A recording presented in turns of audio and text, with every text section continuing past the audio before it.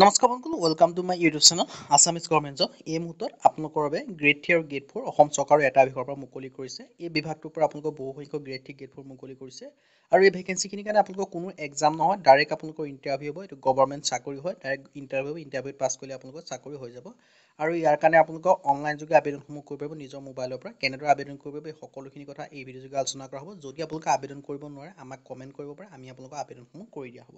আহক আজি আমি ভিডিঅ'টো আৰম্ভ কৰোঁ। ইয়াত আপোনালোকে দেখিব যে ভেকেঞ্চিখিনি আছে চিৰাং জুডিচিয়েৰী ৰিক্ৰুটমেণ্টৰ ফালৰ পৰা অফিচ এছিষ্টেণ্ট আৰু পিয়নৰ ভেকেঞ্চি আছে। আপোনালোকে দেখিব পাৰিছে যিটো ডিষ্ট্ৰিক্ট লিগেল ছাৰ্ভিচ অথৰিটি চিৰাঙৰ পৰা আহিছে আৰু লাষ্ট ডেট দিয়া আছে 12/5/2024 মে' মাহৰ 12 তাৰিখলৈকে আবেদনসমূহ কৰিব পাৰিব। অফিচ এছিষ্টেণ্টৰ কাৰণে এটা ভেকেঞ্চি আছে, দৰমহা দিব 15,000 টকা পাৰ মান্থ আৰু লগতে আপোনালোকৰ গেট পি সৈতে মোটামুটি 25-30,000 টকা দৰমহা পাব আৰু লগতে আপোনালোকে গ্ৰেজুৱেশ্যন হ'ব লাগিব। গ্ৰেজুৱেশ্যন মানে BA BSc BCom কোনোবা এটা কোৰ্চ কৰিলে আপোনালোকে আবেদনসমূহ কৰিব পাৰিব আৰু লগতে আপোনালোকে কম্পিউটাৰ বিষয়ে অলপ হ'লেও জানিব লাগিব।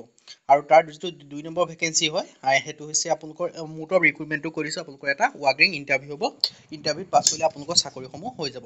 আৰু এজ লিমিটৰ ক্ষেত্ৰত 21 পৰা 40 বছৰৰ ভিতৰত হ'লে আপোনালোকে আবেদনসমূহ কৰিব পাৰিব আৰু এজ ৰিলেক্সেশ্যনসমূহ পাব। কিমান কৰিব মই সেই কথাও জনাই দিম। পিয়নৰ মানে গ্ৰেড 4 কাৰণে এটা ভেকেঞ্চি আছে আৰু ইয়াৰ কাৰণে এডুকেশ্যন কোৱালিফিকেশ্যন আছে মাত্ৰ 8 পাছ। যদি আপোনালোকে 8 পাছ হয় তেতিয়া আবেদনসমূহ কৰিব পাৰিব আৰু ইয়াৰ কাৰণেও ৰিক্ৰুটমেণ্ট আছে ৱাকিং ইণ্টাৰভিউ, মাত্ৰ ইণ্টাৰভিউত পাছ কৰিলে আপোনালোকৰ চাকৰিসমূহ হৈ যাব।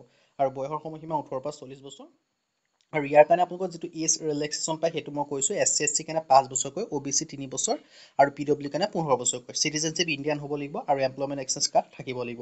আৰু এই ভেকেঞ্চিকেইটাৰ কাৰণে আবেদন কৰিবলৈ যিটো চিৰাং জুডিচিয়েৰী অফিচিয়েল ৱেবছাইট আছে তাত গৈ আপোনালোকে আবেদনসমূহ কৰি দিব পাৰে বা আমাক কমেণ্ট কৰিলেও আমি আপোনালোকৰ আবেদনসমূহ কৰি দিম। আজি ভিডিঅ' ইমানে। যদি ভিডিঅ' ভাল পালে লাইক কৰিব, লগতে চেনেলটো ছাবস্ক্ৰাইব কৰি দিব। এনেকুৱা ধৰণৰ ভিডিঅ'সমূহ প্ৰতিদিনে পাই থাকিব। আজিলৈকে পুনৰ ভিডিঅ'ত লগ পাম।